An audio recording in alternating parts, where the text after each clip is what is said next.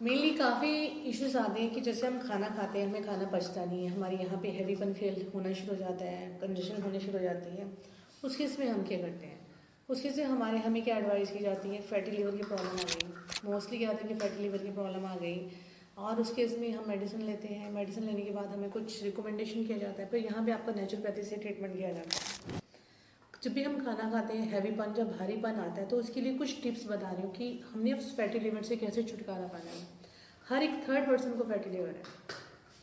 Reason क्या होता है कि फैटी लिवर में हम क्या क्या क्या हमने ध्यान रखना है। फैटी लिवर को भी हम साइड में रख दो, खाना खाने के बाद खाना पचना नहीं है, कॉन्स्टिपेशन होनी है, स्टमक होनी है, खाना हम धीरे धीरे खा रहे हैं, हमें डाइजेस्ट नहीं हो रहा और उसके बिना हमें आलस आ रहा है, हमारा एनजाइटी हो रही है, हमारा स्ट्रेस लेवल बढ़ रहा है और उसके बिना डाइजेशन सिस्टम इम्प्रूव नहीं हो रहा, उसके बिना खट्टे डकार आ रहे हैं, एसिडिटी बन रही है। उस केस में हमें किस किस चीज़ों का ध्यान रखना चाहिए। तो हाय गगन, गुड मॉर्निंग। तो हमने क्या करना है, सबसे पहले हम कुछ भी हमने 3 दिन के अंदर कुंजल क्रिया करनी है। सबसे पहले हमने अपनी बॉडी को डिटॉक्सीफाई करना है। डिटॉक्सीफिकेशन कैसे की जाती है, हमने क्या करना है, सुबह के टाइम पे सपोज अगर आपको नहीं भी होता तो आप कोशिश कीजिए हर 10 दिन के बाद ये कुंजल क्रिया आप करो। उस कुंजल क्रिया के क्या बेनिफिट होते हैं, आपने क्या करना है, सुबह खाली पेट उठ के आपने गुनगुना पानी लेना है। गुनगुना पानी में 1 पिंच ऑफ सॉल्ट ऐड करना है, एक चुटकी नमक आपने ऐड करना है, चाहे आप सेंधा नमक है चाहे नॉर्मल नमक है। 1 गिलास पीना कंटिन्यूटी में, दूसरा, तीसरा, चौथा, जितने आप पी सकते हो पी लीजिए, जब तक आपके वॉमिट आपकी खुद से नहीं आ जाते। वॉमिट आने के बाद 3 तरह के सिम्टम्स होते हैं आपके, 3 तरह का आता है। पहली बात क्या होता है कि अगर झाग निकल रही है तो आपको दीज आर द सिम्टम्स, कौन कौन से सिम्टम्स होते हैं। तो जैन अगर आपके नॉर्मल झाग निकल रही है तो आपकी फैटी लिवर की स्टार्टिंग हो चुकी है। सेकेंड कंडीशन क्या आती है, अगर आपका येलोइश पानी आता है तो आपकी बॉडी के अंदर एसिड बन रहा है। थर्ड कंडीशन क्या आ रही है, आपकी बॉडी के अंदर येलो पानी भी आ रहा है, झाग भी आ रही है, उसके साथ स्मेलिंग आ रही है, तो आपको फैटी लिवर की एक्सट्रीम स्टेज स्टार्ट हो गई है। इन दैट केस हमें क्या करना चाहिए, हम क्या करते हैं कि हम इन चीज़ों पे ध्यान नहीं रखते।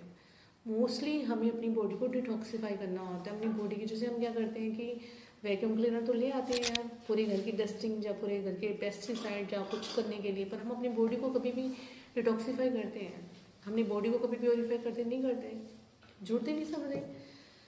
कुछ ही पार्टी में अगर कोशिश कीजिए, अगर आपने कुछ ऑयली खा लिया है, अगर आपने मिर्च मसाले वाला खा लिया, रेड चिली अपने अवॉइड करनी, मिर्च मसाले खा लिया, ऑयली खा लिया, अगर आपने जब किसी पार्टी में अपना खा के आए पिज़्ज़ा बर्गर कुछ भी अनहेल्दी चीज़ आपने खाई एंड की है, तो उस केस में अपनी बॉडी को डिटॉक्सीफाई करना जरूरी होता है। सबसे पहले हम क्या करते हैं, अपनी बॉडी को कि जितनी गंदगी बाहर निकालेंगे, बॉडी की जितनी गंदगी आपकी बाहर निकलेगी उतना ही आपका फैटी लिवर का असर कम होगा। उस केस में आपने अर्ली मॉर्निंग उठना है, गुनगुना 1 पिंच पानी में नमक डाल के, उसके बाद आप you have to start the vomit. Knee के बल पे बैठ के आपने सिंक में, टॉयलेट सिंक में अपने वॉमिट करना है। वॉमिट करने के बाद आप देख लीजिए, आपको 3 पैरामीटर्स मैंने ऑलरेडी बता दी कि कौन से पैरामीटर पे आप अपने आप को कहाँ जज करते हो। वॉमिट करने के बाद आपको क्या होता है, कोल्ड कफ सीजनल जो भी आपके वेरिएशन होंगे।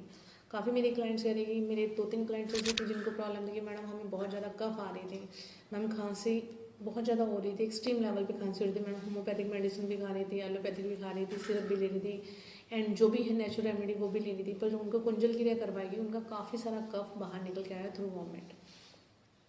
सॉल्ट ऐड करने से हमारी बॉडी पूरी तरह से डिटॉक्सीफाई हो जाती है, तो हमारी बॉडी की सारी गंदगी बाहर निकल जाती है। जैसे हम घर का कूड़ा बाहर निकालते हैं, इसलिए हमने अपनी बॉडी की गंदगी एट एनी कॉस्ट हमें बाहर निकालनी है हर 10 दिन के बाद। तो ये उनकी रेमेडी से ही होगी, उनकी जमा हुआ कफ बाहर निकल गया। सेकेंड कंडीशन क्या है, दूसरी कंडीशन मेरी क्लाइंट थी जिनको बार बार कफ हो रही थी, खांसी हो रही थी, खांस रहे थे बार बार, फर्क नहीं पड़ रहा था, अदरक काली मिर्च कुछ नहीं हो रहा था, पर उनको वॉमिट कराई गई तो उनसे क्या रिलीफ मिला, तो उनकी जो काफ़ी हद तक का जो उनकी कफ है, जो खांसी है उनकी कवर हो गई। हमें अपनी बॉडी को